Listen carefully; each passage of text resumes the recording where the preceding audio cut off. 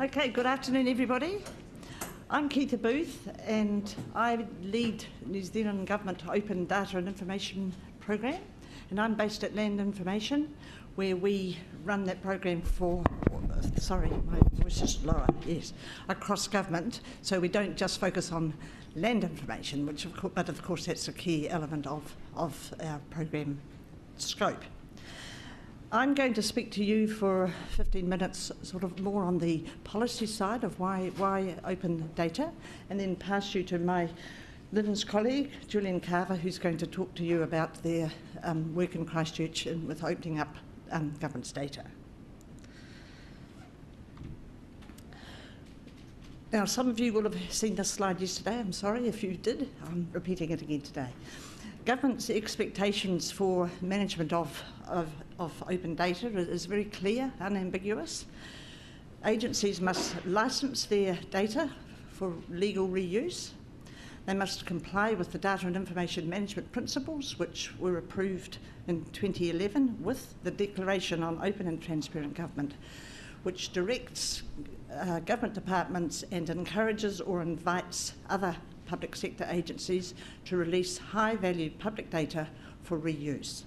And they must expose that data on data.gov.nz. So it was pretty clear those decisions were made in 2010 and 2011.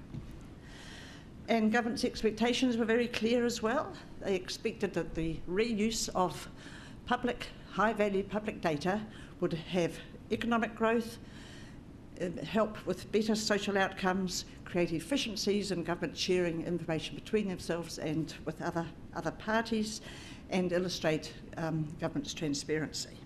Now, you've heard all of those terms today, and yesterday they were articulated by the Minister and by other speakers.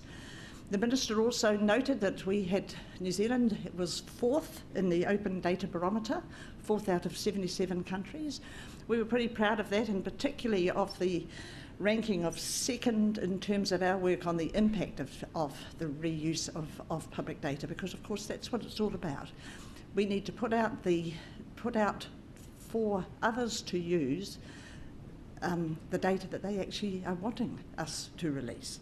They want us to focus on their priorities. So if you're wanting to look at the declaration in more detail, here it is at ict.gov.nz, and that spells out the outcomes more comprehensively. And Julian and I were key parties in the preparation of that, so it's nice to have you up from Christchurch for this session. Now, the Data and Information Management Principles I referred to, you may not be aware of these. There's 7 which are up there for you to have a look at. I won't go through them in detail other than to read them out. The information and data that government holds on behalf of the public must be open unless it must be protected.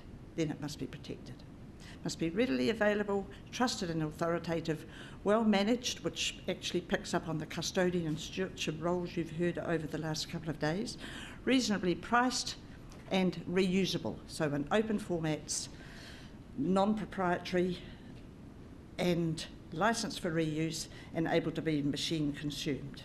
So those apply to all of us who work for government. Now, just looking at data.gov.nz, as well as its function of exposing the public data that agencies release, it's also a crowdsourced tool. Users can request data there. Now, that's quite not well known. It's fantastic. It's been praised widely, and it's reasonably well used by a small community. So if you are wanting to request data, you know others wanting to request data that's not out there now, make that request and others can vote. And there's an example of the request. You have to say what the opening the data would solve the problem of, and then you'll see the process of the agency responding. And we've analysed the request register there, and it's, again, another self-evident statement that people think government's one entity. So the requests come for, there's local government data, there's state sector data, there's Crown entity data, there's central government data. They just want government to release it. It's hard to request it all and get that, hard to release it all. There's only 10% of requests that have been fulfilled, and I'll talk about that more in a moment. Main problem being contractual arrangements before these policies were announced in 2010 and 2011, or otherwise business needs which have a commercial basis. So there are the top 5 requests that have been made on data.gov.nz with voting, ranging from 88 down to 59, and they represent data sets that are well demanded that I think are not official statistics at tier 1 level. Strong demand for them, and none of them not yet available for varying reasons. The property data is now owned by a state-owned enterprise. Maps Farms Online, to get that released requires legislative change, and the others have other format or contractual arrangements. But we have to keep working on that because that's what users are asking us for. So I'm just going to take you through some how can we open up because of, what if this happens type queries, which we regularly hear from people. What about privacy? And we've had our presentation this morning from John Edwards. So the Open Data Program covers public data, non-personal, unrestricted data. Now, Stats New Zealand provide advice on anonymising and aggregating, and that has to be done strictly in accordance with that advice so that we don't meet those issues that John Edwards referred to this morning. But the program relates to public data. We have to release high-value data. What is high value? Cabinet didn't want us to have a definition of high value in the Cabinet paper. It's the user lens. It's what your users want you to use, and you need to prioritise that based on that demand. And Liz McPherson made that comment yesterday also. What if it's not 100% accurate? So please, in all cases, you have to do due diligence and put a caveat or disclaimer to if that eases the concerns relating to that data. And of course, if there are issues relating to its accuracy, well, you can't put it up until it is more accurate. But it's the 100% accuracy that I'm referring to. And Stats have got a very good statement on their website, which other departments have done too, which you have a look at yourselves. I won't read it now, but it's essentially saying we will not be liable for any loss suffered through the use directly or indirectly of any information, product or service. What about the context? Well, yes, provide the metadata. What if it's misused? Again, you have to have done your due diligence, and there are, a departmental view on a set of data is not the only view. As long as it's analysed accurately, again, as was discussed today, other interpretations can be valid. NIWA have worked through this issue with their climate data. They've had a court case about it more recently, and they have a careful caveat up on their website.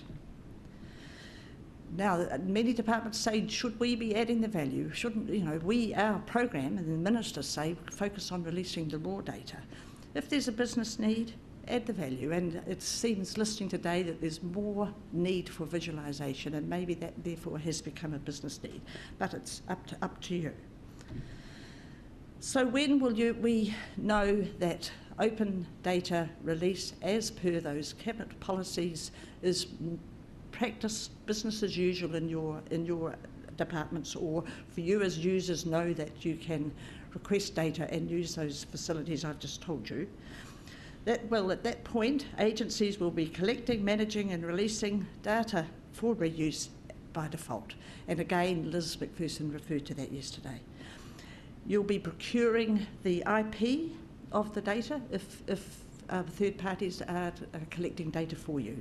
And we have a guidance note on ict.gov.nz on that matter. And we'll be releasing that data efficiently and not repeating data release, building up a range of tools in siloed agencies. We'll be doing that in a shared way. And at the moment, NZ.stat offers that service, and the LINZ data service is offered as well. At this stage, covering the more specialist requirements of geospatial information, but actually offering services for non-geospatial information as well. And I've just got a slide, I have to look at the words here, where LINZ is investigating a potential model for the release of public data. And LINZ and Statistics New Zealand are working together to ensure that our products that we are both offering at the moment are complementary. And this is a model of a service which provides centralised access to government open data. It offers advice and support on releasing public data. It works with leaders within government departments. We have a data champion at Tier 2 in every agency who's leading the adoption of that policy that I've referred you to. This service would manage the shared capability with vendors, data suppliers and the end users, plus of course the data, and have standards for data set release. And at the moment that service offers 3 methods of access: through file downloads, API services and courier services for large gigabytes of data. So that's just to show you that ensuring that there's efficient release of data is at the top of our minds and with our 2 key information delivery agencies. Now, we will know when this is business as usual also when agencies know the impact of the reuse. The Cabinet want us to report back in 4 years on the realisation of the impact, so realisation of those benefits I referred you to. And at this stage there's not many agencies who are actually telling others and users and what that impact has been, except LINZ Data Service, and there's 7 case studies there of what's happening with the LINZ information released through the LDS. A wide range of really exciting impacts there. And we, the Open Data Program, are writing up the case studies that are from data information that we receive from agencies as they report to us annually on their progress adopting the data. So we've written 21 case studies, and they're focusing on the impact of that data release. So focusing on what it is users see as high value. So have a look at those, and if and when you have details from your perspective, please get in touch with us because we'll write a case study about it. And that just shows you the evolution of the Open Data Program, essentially starting with data supply up here, working right through to the early stages of the Open Data Program, where application developers and data enthusiasts were keen to work with open data and really actively lobbied on that behalf with Cabinet ministers. Then others started asking for data, people start working with end users, agencies respond to end user demand, awareness increases, and then we work through the co-production with industry, others adding that value and essentially understanding the impact of that reuse, and that takes us through the ecosystem. So I'll now pass you over to Julian, who's going to give you some examples of how that's been done in Christchurch in addressing their particular problems. But if you do want to look at further information about the program, there's some resource links. They're all at ict.gov.nz. So we had an earthquake. Well, actually we had about 12,000 earthquakes. How many of you are from Christchurch or have been to Christchurch since the earthquakes? Cool, so lots of you know a bit about the situation that we're in.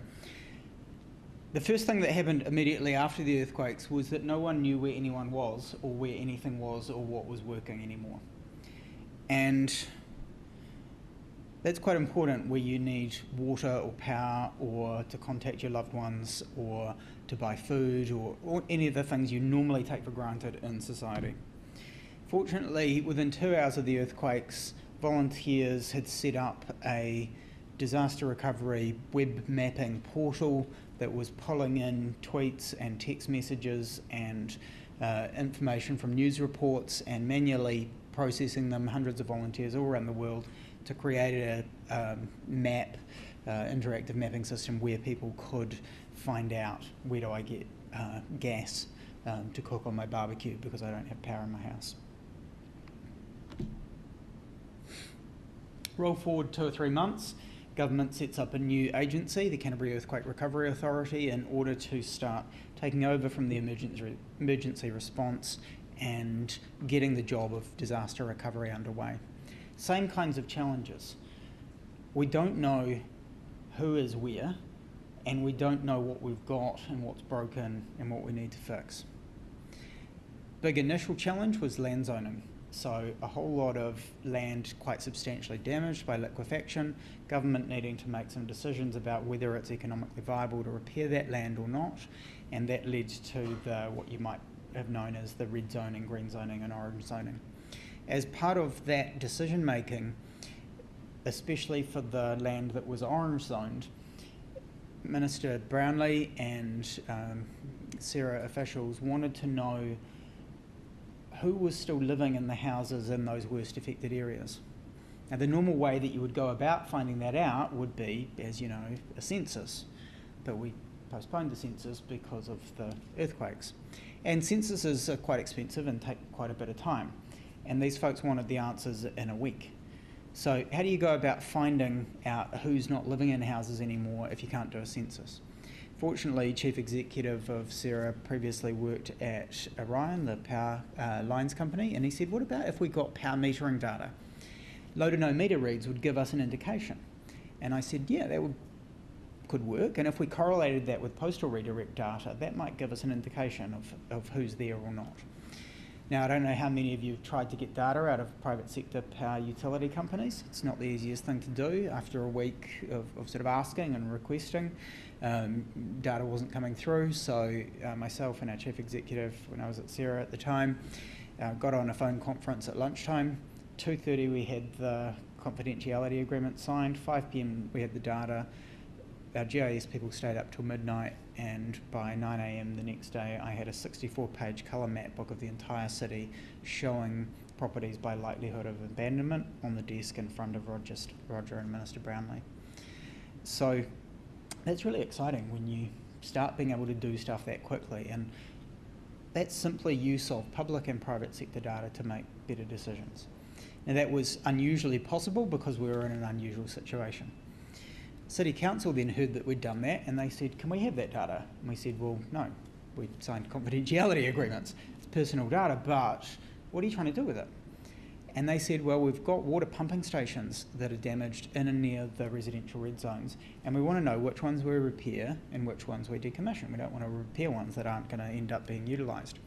So I said, well, what about if we aggregated the data up to mesh block level and just gave you the percentage of houses or number of houses per mesh block that weren't occupied? And they said that would be fine, so we did that, shared it with them, and they were able to use that in their planning decisions. Simply doing that land zoning meant that we had new spatial data that other people wanted. So fortunately, because of creating the public web mapping solutions that expose the data feeds, we didn't have to do anything to make those data public. It wasn't a step of releasing it, it was a choice to close it off. So we simply TCFI licensed it, and a week or two later happened to notice physical printed Wiser's map books in the bookstores had the land zones on them. They hadn't even come to government and said, can we have that data? They just found it because it was publicly available. You then look at the major challenges in terms of economic impacts of household displacement, and some of you will have seen this map before. This was produced by Canterbury Development Corporation, CDC, and it used business frame survey data from Stats. It used public health records. It used records of who residences, locations of people that are enrolled with a primary health provider, used postal redirect data, FPOS data, and mobile phone use data in order to get a sense of how the landscape had changed in terms of economic hotspots and economic cold spots compared to prior to the earthquakes. So again, another example of mashing up public and private sector data in order to solve some challenges that in fact are kind of always there in peacetime, they're just more extreme in a disaster recovery. So roll forward to 2012, and ministers saw what we were doing in the earthquake recovery between Stats, Sarah, City Council, SCIRT, Environment Canterbury, LINZ, EQC and others around sharing of data, geospatial data and other data between agencies, and said that's really cool. If you do more, if we put a bit more funding in, can you do more of that, and can you make sure we capture what we learn so we can reuse it in the rest of the country? And we said sure. So set up the Canterbury Spatial Data Infrastructure Program, which runs 8 projects to help the recovery agencies share data and information in order to solve some of the big challenges in the earthquake recovery. So some aspects of that are to do with the infrastructure rebuild, better coordination of vertical and horizontal infrastructure repair so that things don't clash with each other. You're not trying to dig up the road at the same time you're trying to put a crane on it. There's lots of examples of where that has happened, and now lots of examples of how we've been able to prevent that by enabling everyone who's rebuilding or repairing anything to see what everyone else is doing far enough in advance to avoid those. Set of other projects, but the one that I'm going to focus on today is open data. So this is within the remit of New Zealand's geospatial strategy and the Declaration of Open and Transparent Government. In our program, we've got a small amount of resource to see what we can catalyse in terms of open data release. So, big challenge if you've been to Christchurch recently. Anytime there's somewhere between 500 and 700 roadworks, about 10 times what's normal in peacetime, and that makes travelling around the city really hard. The regular journey planning tools like Google Maps and in-car navigation systems don't work sufficiently because they don't know which roads are closed. So whenever we started talking to people in Christchurch about open data, they said transport traffic. So that was a real indication of what Keitha was talking about in terms of demand. What did people want? What was the pressing problem they wanted to solve? And it was transport. It's a problem everyone can understand. It's a problem everybody's got. So City Council, NZTA and ECAN have a joint venture called CTOC, Christchurch Transport Operations Centre, and they've set up a reasonably sophisticated system for managing all of the temporary traffic management planning. So if you're wanting to close a piece of road to put a crane on it or dig it up, you have to apply and you have to be granted permission to do that. And that pulls all of that together into a web mapping solution, which means that if you have the time to go and look on a map and try to find where your route is, you can see what the impacts are going to be. But most people don't have time to do that. So it's a great start, but not enough. They said to us, we really think we need to build some kind of app, like a journey planning tool. And we said, well, in order to do that, you could do that, but you'd need a whole set of things that are different data layers. The routable roading network, the road closures data high resolution enough so you know which lane it is rather than just one lane closed on this intersection for a month. Real-time traffic information, and once you've got all of those things, those data layers, well then you don't really need to build a journey planning app because other people will. The providers of those apps might consume them. Open data enthusiasts, people who've developed public transport apps would do that. Private sector companies might. So we looked at what we've got and we said, okay, well OpenStreetMap's about 70% up to date for Christchurch. What would it take to get it 100% up to date and completely routable? Turns out it took 4 GIS master's students for a week with a little bit of professional supervision. So for less than 10 grand we were able to get that data set fully routable and able to be openly reused by anybody. CTOC are then working to get that road closures data higher resolution and attached to that roading network so that that can be used in routing. And then so that we can get apps, we pulled together a group of people from those agencies and private sector transport related, GPS related companies and open data app enthusiasts, and we said to them, what government normally does here is kind of raise some money and run a competition and then have prizes for the best app. And they said, no, we really don't want to compete on this. We'd like to collaborate. Can you give us a venue, pizza, Red Bull, and an excuse to leave our spouses and kids at home for a weekend day so we can come together and hack on this stuff? And we said, sure. So we funded the first one. That was in December. The second one was paid for by sponsorship money because sponsors were quite interested in this concept, the kind of transport related companies. And that's meant that we're making pretty substantial progress to a number of aspects of that integrated app or set of apps. The exciting thing about that is that for us it's a real demonstration that the open data journey and the benefits that we get from data reuse aren't about government building stuff and then kind of throwing data over a fence and hoping that people will pick it up.